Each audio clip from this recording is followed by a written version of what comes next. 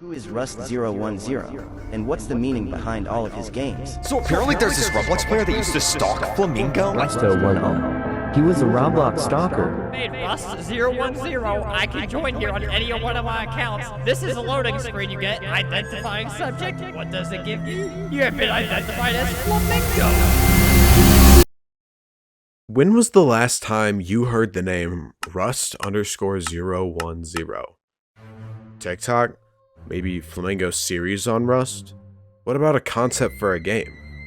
It might have been a while, but do you really know who Rust is? Lord. Do you know who he used to be, what he did, and how he horrified thousands of Roblox players?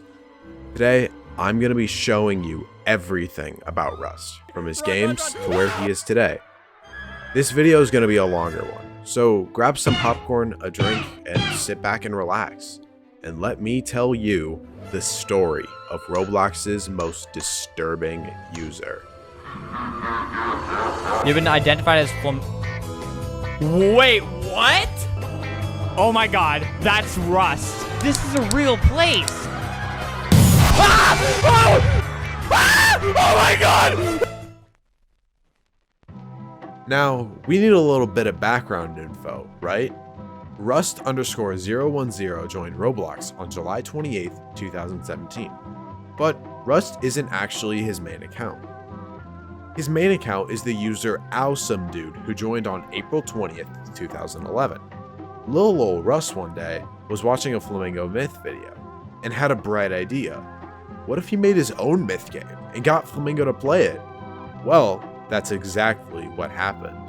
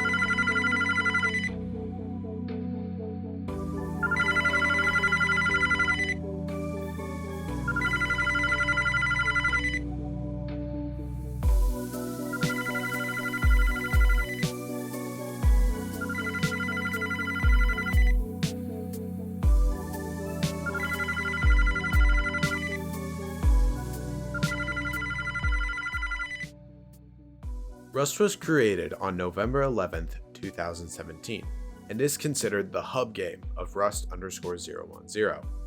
There are two notable parts to Rust, the candle area and the computer.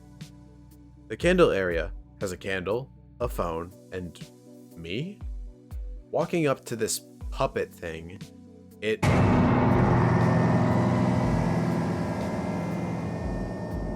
does that. Behind the puppet says user has been logged. If you pick up the phone, however, it's just a bunch of whispers.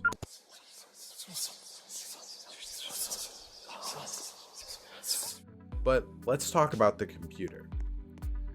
Going up to the computer and sitting in the chair turns the computer on. The computer has some icons. There's command.exe, email, the globe, and progress.txt. That's a little weird. And log 1. Let's just close that. And oh, what's this? Smile.exe? Let's open it. Where am I? Oh, there's someone else here. Hello, Jimmy Biscuit 74.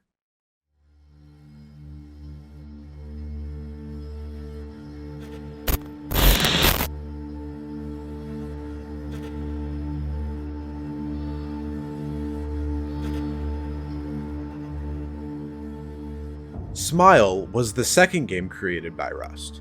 It takes place in a forest, and there's tons of players here. Oh, this guy seems cool. Let's friend him. Where is he?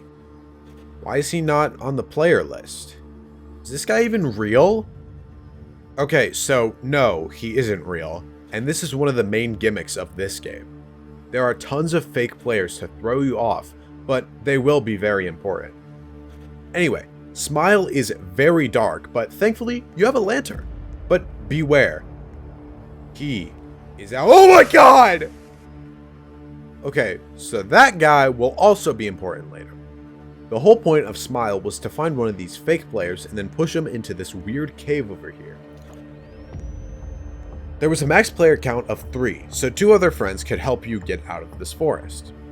Then, you had to find our good friend Tall Man, and you had to walk up to him twice. Once you did that, you'd be teleported to an area with 3 chairs, and Rust would just be standing there. The song Make Your Own Kind of Music starts playing, and when the chorus hits, Rust is depicted to be brutally murdering and ripping you and your friends apart. This really set the tone for Rust. And not long after, the next game came out.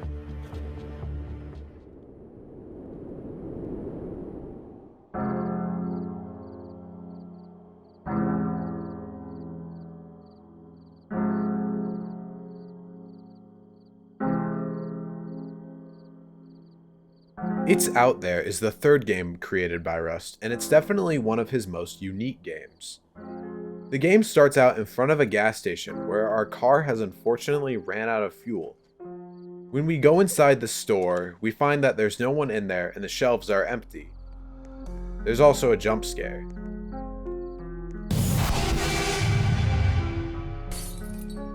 Anyway, that freak cut the power, so we're gonna have to go turn it back on.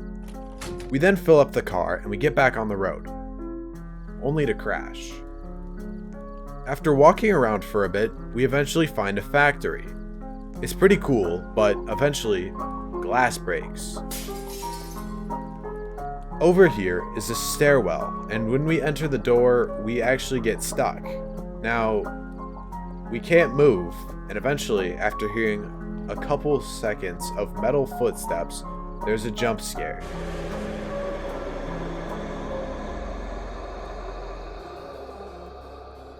Now, after going down these stairs, we find a room with some barrels and boxes and a door.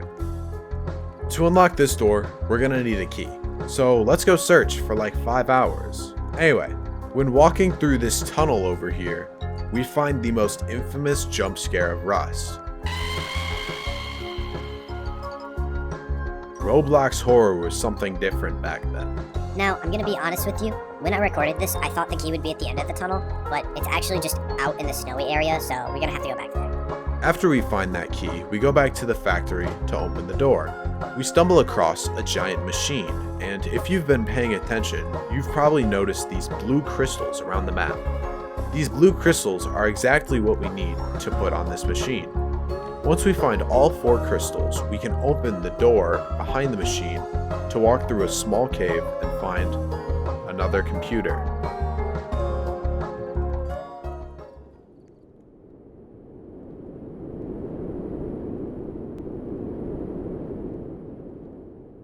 In the distance is the 4th game and is only accessible through It's Out There. There isn't much in this game besides a house and trees. Though in the house there is a jump scare, but don't worry, I'm not scared. So, this next game is actually lost media, and I'm not kidding. The game is taken down and it's not on copylocked, meaning I can't even edit it in studio. There's only one video of this game, and it's from Flamingo, and thankfully it's still up, so we have some footage.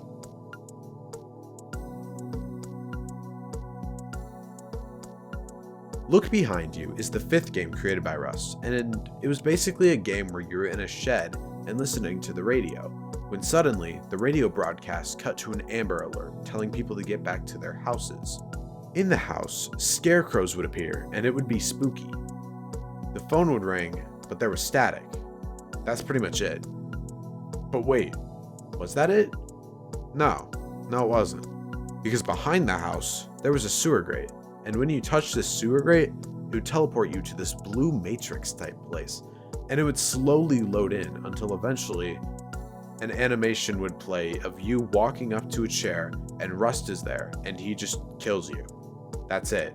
That's the game.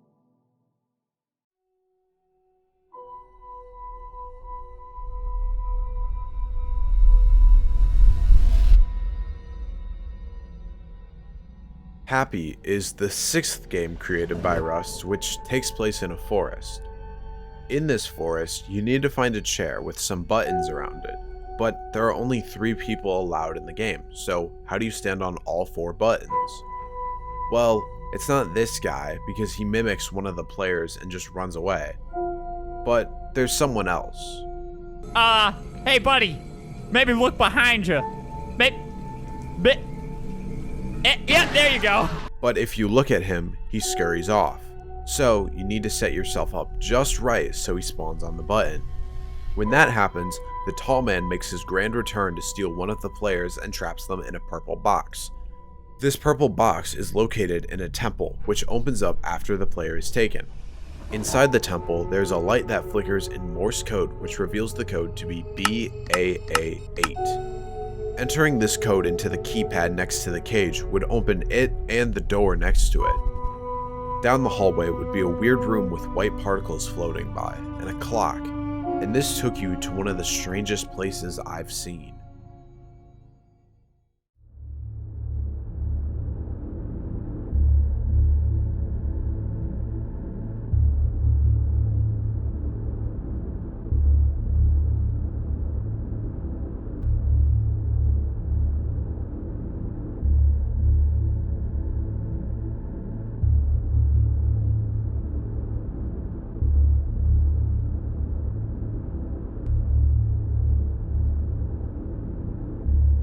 The Sunken Place is a simple but also unique game.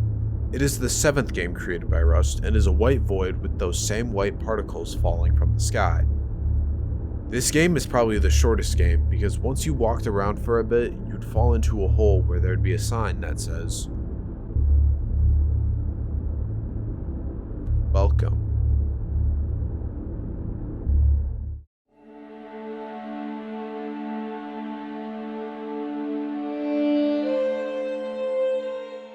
Sleepy Meadows was the 8th game created by Rust, and there's a maximum of 3 players in this game.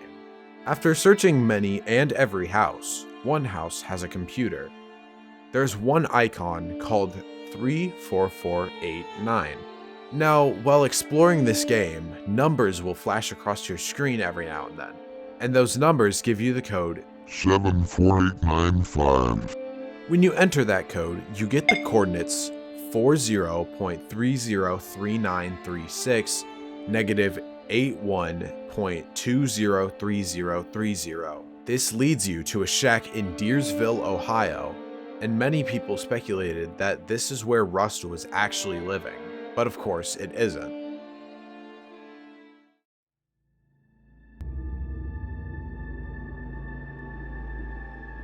It's Lurking in the Woods is the 9th game created by Rust. There's a maximum of 3 players, and this game's objective is rather simple compared to others. There's some houses scattered across the map, and there's also these jump scares with these scarecrows. There isn't just all these scarecrows, however, because there's this guy who we'll call Figure Man. And when you get close to him, he kinda just runs. He'll be important later though. Over here is a house, and in the basement there's a computer. There's this icon called _*, comma, apostrophe equal minus.exe. It requires a code, and remember how I said the scarecrow or figure man will be important later? Well, now's later. You need to get him to run to this rusty tile in the ground, and he will open up a little hole which reveals the code. It's usually randomized, so I can't give you a specific one. But when you bring this code to the computer, you'll be given the coordinates 39.882556, negative 80.332737. Mapping these coordinates gives you what seems to be some houses in Pennsylvania. This could be where the game takes place. The computer also says it's here. Could the it be Figure Man? I guess we'll never know.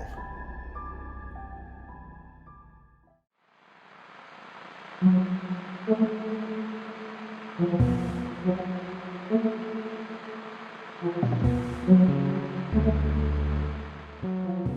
You See It is the 10th game made by Rust, and it was mainly just for spooks.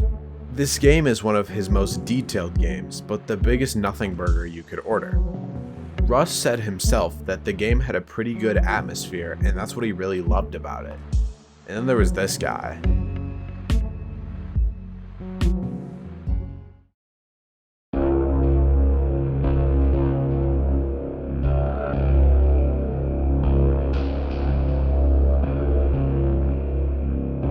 Rust took a while on this game, and it's for a good reason.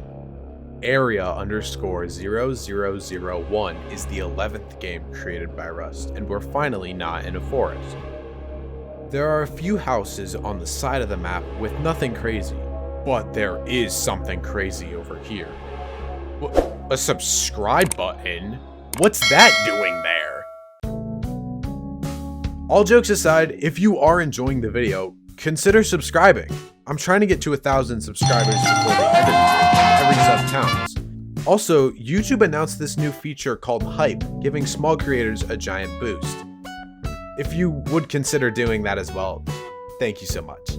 Okay, I won't waste more of your time. Let's get on to something actually crazy. The houses aren't too important, but if you go the other way, you find yourself at Chestnut Woods Psychiatric Center. This place used to be a normal center for people with mental health issues, but then something happened, because it's fallen into ruin. After walking through a bunch of the extensions, you come across the main building for the psychiatric center. This place is no different, because there are tons of objects and rust everywhere. In the basement of this building, there are 4 generators that turn the power on to the building. After walking back up, exploring the center would show more of how much ruin it's in. On the top floor, there's a new computer. When starting it up, there are text documents, one being research.txt and the other one being known areas.txt. The research document is locked behind a security code, so we'll have to come back to it later. The known areas document, however, tells a larger story. The document flashes different coordinates, and here they all are. Big credits to Flamingo's editor for making this.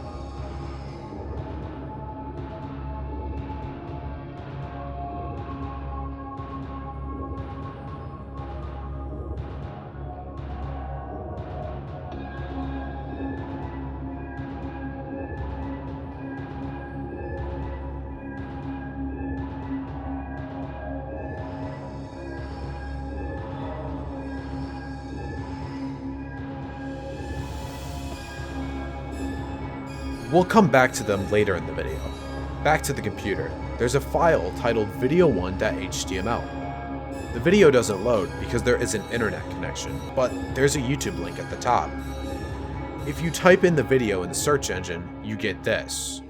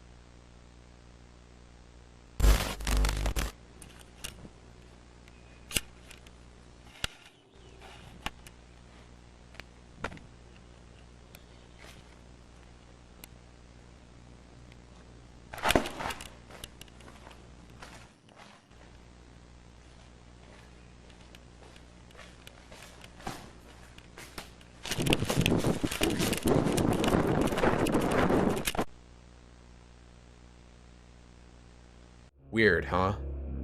Anyway, we need the security code, so after searching some more, we stumble across a power plant or sewage plant. Sooner than later, around the area, we find another building that has the code, which is 68391.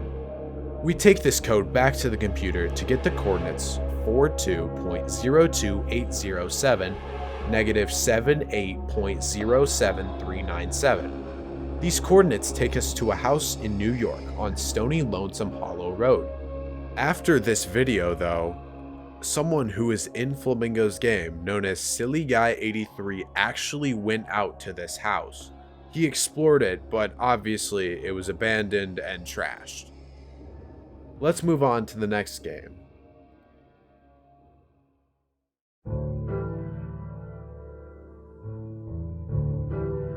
Endless is the 12th game created by Russ, and unfortunately, it's also inaccessible, so we're just gonna have to go off of a video.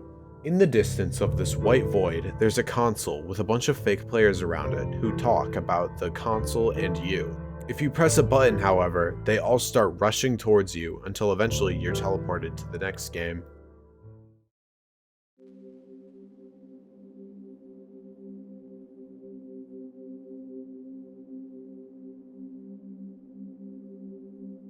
Frown is the 13th game created by Rust and is the final original Rust game. It starts off in a forest yet again, and players are given nothing but a lantern. This game takes place on a farm with a house. Inside the basement of the house is a computer, and when opening the computer, there's just one icon for research.txt. But it needs a security code, so you can't access it yet. But off to the side of the desk, there's a note with the link g4hc.co. When entering it in a search engine, nothing comes up. But if you enter the link on the globe on the computer, you're taken to a form. This is the gathering form, and you need to enter a username and password. You're also asked the question of, would you like to start a gathering? Now, putting your own name doesn't work, but after entering this website and waiting a few minutes, fake players start to spawn. When walking around some more, there seems to be some stones and candles for something. Is this the gathering? We'll have to come back later. There seems to be another house, but it's more like a shack. When searching this shack, there's a code under some shelves. The code is 3475. When we make our way back to the computer and enter the code into the gathering form, we still need a username. Other players' usernames don't work, but what about the fake players? Entering a fake player's name with the correct password and clicking yes on the Start the Gathering button, you will receive the message Success. You are then teleported back to the meeting site where all the players are sitting around you and the candles are now lit. After just standing here, resetting causes the candles to go out and the players to leave. But for what? Well, we don't know. Now, there's something I forgot to mention, and I did it on purpose. All of these games had videos attached to them, whether it be multiple or just one. Most of them were just simple showcases or, I guess, an announcement video for the game. But most of these weren't actually relevant to Rust. After the series, Rust kinda just vanished. Okay, but what about all the coordinates? What was their importance? There wasn't any importance. They were just creepy places Rust found. Okay, well, what about Jimmy Biscuit? What was his deal? Well, Rust made multiple accounts to spy on Flamingo and subtly guide him in his games. Speaking of games, Rust never made another game. I'm not kidding. He didn't make another game after Frown. Or did he?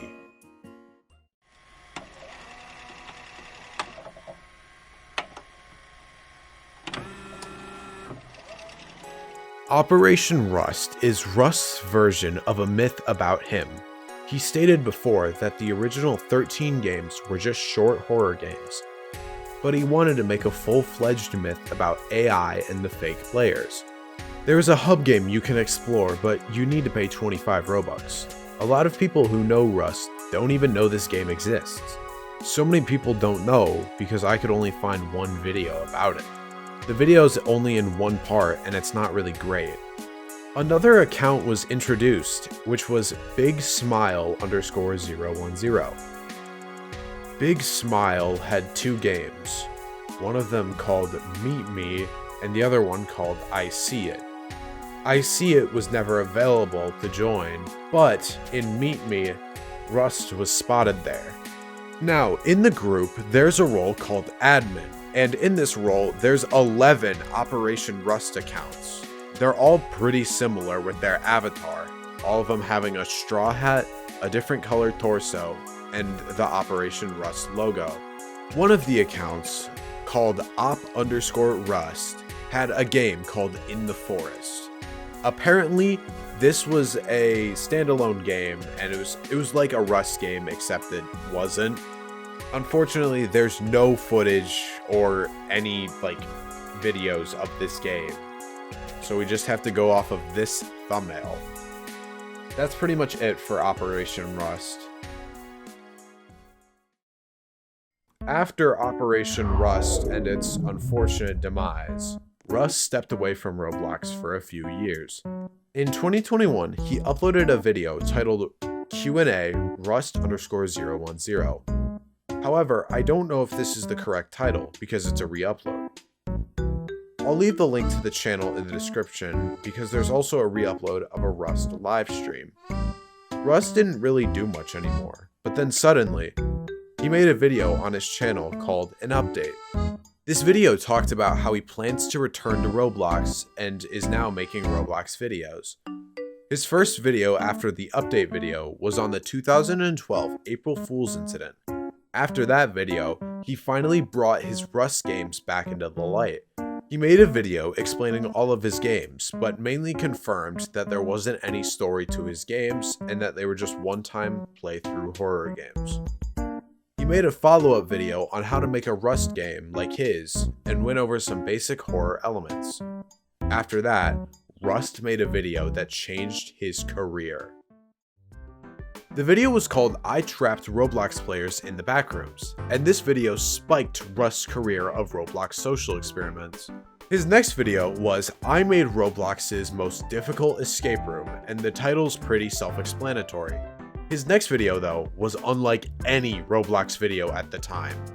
I Made a Secretly Terrifying Roblox Game is Rust's most popular video and my personal favorite. It's a genuinely great video and really reminded people of Rust's existence. His next two videos were I Trapped 100 Roblox Players in the Purge and I Tested Horrible Roblox Game Ideas. These videos both accumulated millions of views, but after this, Rust went silent. For 9 whole months, I, along with many others, were wondering when he would return. On February 27th, 2025, he posted a video titled Island Teaser. It showed a town on an island, and in the end of the video, there was a little creature man. Is the original Rust series back? Probably not, but it is very exciting nonetheless. As of the time this video is being uploaded, the full video has not been posted. Now, with Rust being really popular and all, of course people are going to take heavy inspiration from him. So, here are 2 notable hoaxes that people thought were Rust but actually weren't. The first hoax was back when Rust was just starting his original series. The person went under the name Rust_Trust. Flamingo covered this account and his channel, but he wasn't related to Rust. Rust Trust went on to become his own myth and was actually kind of successful. The second hoax takes place in a different game known as Rec Room. The user was Bleak010 and created games similar to Rust. People thought that Bleak was Rust because of the 010 in his name, and some of his games being very similar to Rust's games. This eventually turned out to not be Rust. These are the main hoaxes I've heard of, and of course there's the occasional, it's me, I'm Rust, and I'm back, and Roblox is doomed. Let's move on to Rust and his relevance today. Rust hasn't really been involved with his horror stalker type character in a few years, but people all over Roblox are suddenly obsessed. For example, ASIM horror games. For some reason, a bunch of them have concepts for Rust, but why now? Why is Rust finally getting attention after these years? Well, we have to start where things crash and burn. Friday Night Funkin'. I know. Just bear with me for a minute. Someone who goes by the name Sling Mingo created the mod Robloxia's Most Wanted. This was the design for Rust, made by a guy named Kettle. Unfortunately for Kettle, Sling Mingo, I'm Sling Mingo and I send my nudes to minors. Kettle thankfully left the team, but this mod revived Rust in the Roblox community. A good example of Rust in a game is Midnight Fears. This game is amazing! Ever since the mod, though, Rust has been a rising topic in the Roblox community. So no, Rust isn't a stalker, he isn't a killer, he's not even that scary. He was just once a teenager trying to make a scary game and ended up scaring thousands, but only tried to scare one. And there you have it, the full story of Rust_010. I'll be leaving all the channels, all the people, and all the music in the description below that helped make this video. I cannot thank them enough. And thank you so much for watching.